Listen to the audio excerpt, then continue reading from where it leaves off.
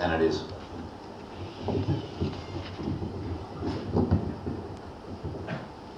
Okay, I got 3 things today. Won't take too long.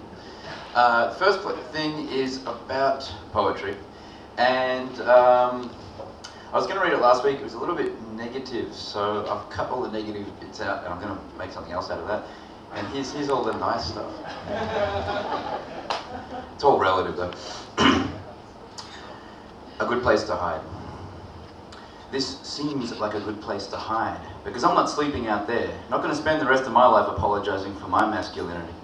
Not going to be forever that I feel bad for wantonly pursuing what I want. Not going to stick around nervously watching the clock. Didn't stick around waiting for the alarm to go off. Instead, I exploded out of there myself, like rockets bound for the lunar surface, a lunatic below the surface, and mined myself for material with all the care that BHP used in Bougainville. And bogans shouldn't write poetry, and this is why they usually don't. And grown men shouldn't cry or admit to it, and this is why they usually won't.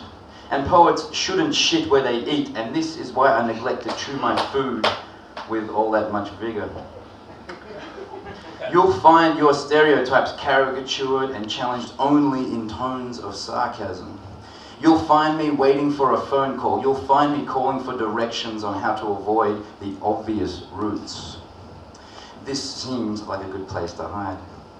Someone's out there and ready and waiting for you to blame them for not waiting for you while you waited for Godot. No, really they are. Just waiting to play a blame game. They got nothing better to do. I mean, just look at the available options. Television screens you from the world, presents life in a rather flat way. Movie screens make life look bigger than life actually is. Photography makes life look more aesthetically pleasing than life actually is.